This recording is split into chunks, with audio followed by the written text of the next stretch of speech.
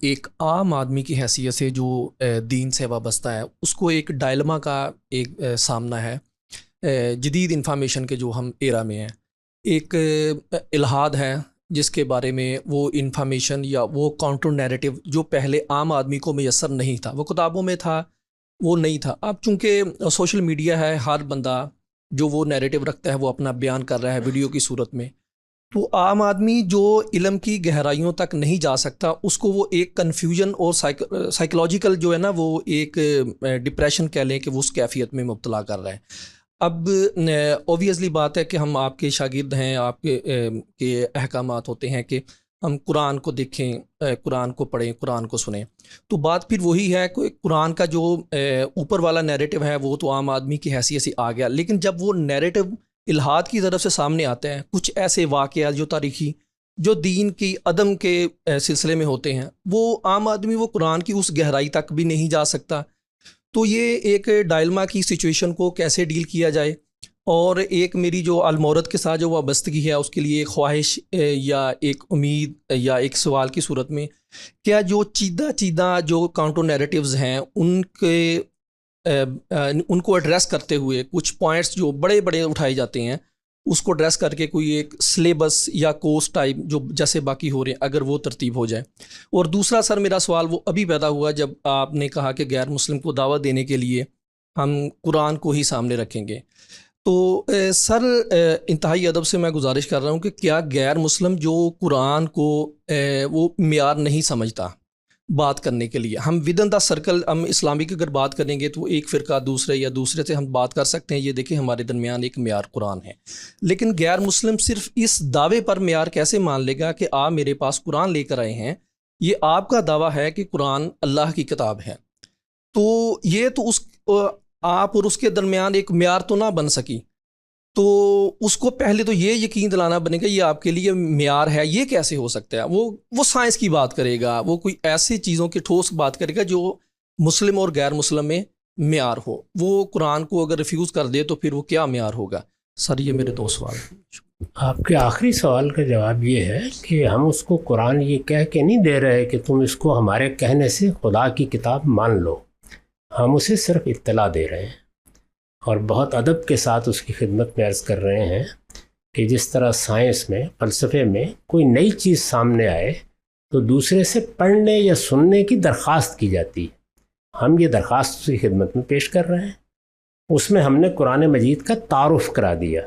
یہ تعارف بھی اس لیے کرایا جاتا ہے کہ وہ جس کتاب کو پڑھے گا، اگر ہماری درخواست اس نے قبول کر لی تو اس کو یہ معلوم ہو کہ وہ کس نوعیت کی کتاب پڑھ رہا ہے. یہاں بھی کوئی چیز منوانا پیش نظر نہیں ہے، دعوت قرآن خود پیش کرے گا.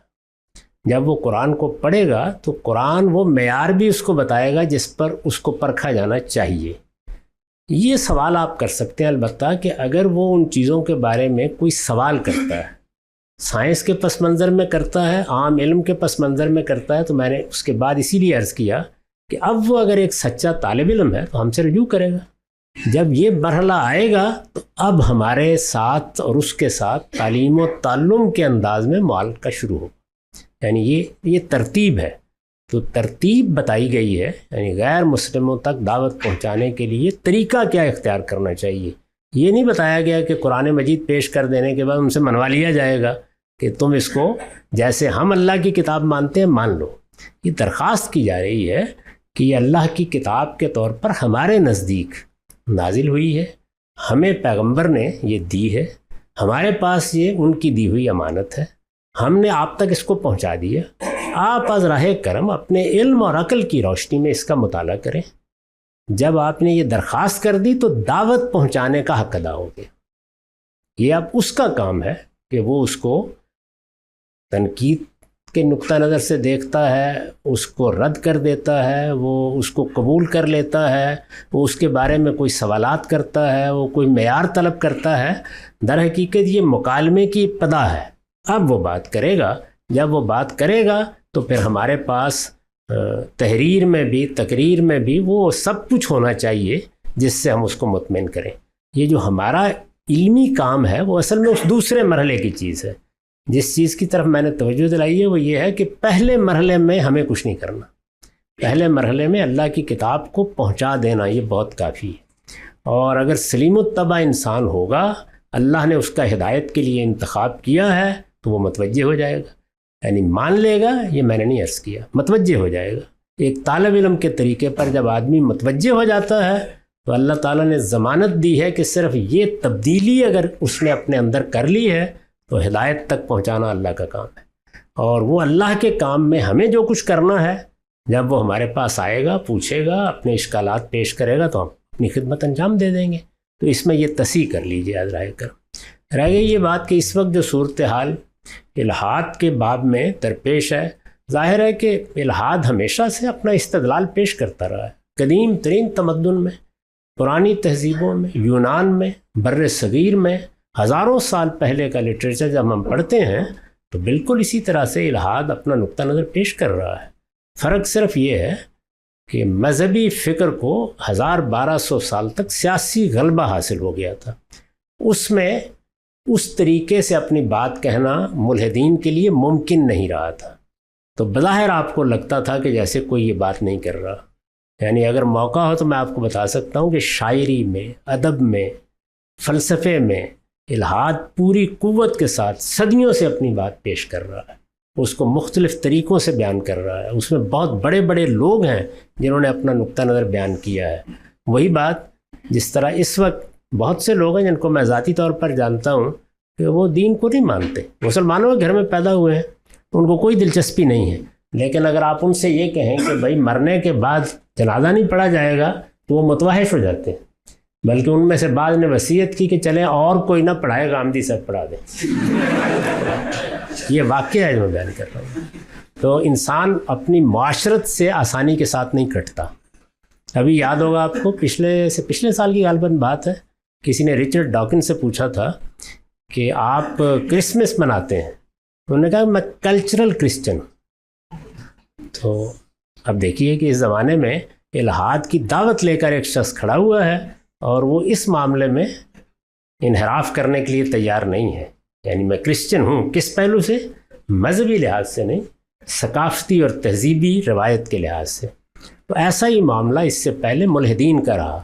وہ چونکہ یہ دیکھتے تھے کہ یہ تو عالمی سطح پر مذہبی فکر کا غلبہ ہے، ادھر مسیحیت کے پاس اقتدار ہے، ادھر مسلمانوں کے پاس اقتدار ہے، اس میں اب یہ کوئی آسان کام نہیں ہے، تو اپنی معاشرتی حیثیت کو قائم رکھنے کے لیے ایسے اسالیب اختیار کرتے تھے جس میں برملا آپ الحاد کا الزام ان پر نہ رکھ سکیں، لیکن اپنی پوری بات کہتے ہیں اور ہر پہلو سے کہتے ہیں۔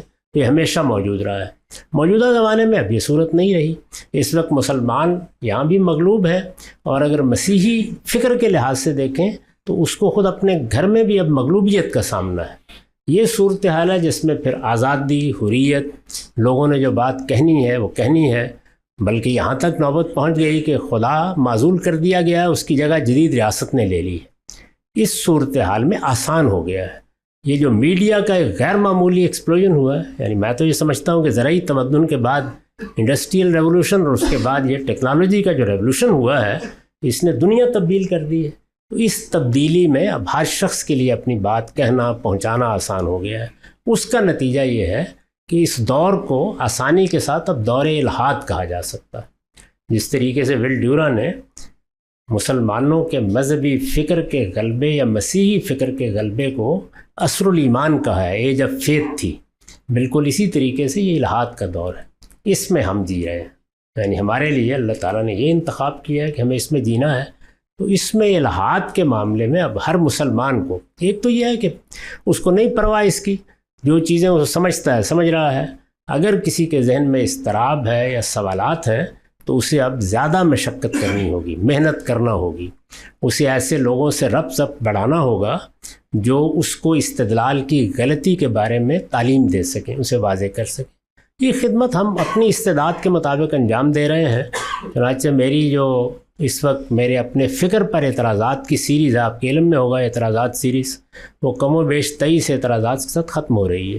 اس کے بعد یہی پیش نظر ہے کہ اگر ہمت رہی تو الحاد سیریز شروع کریں۔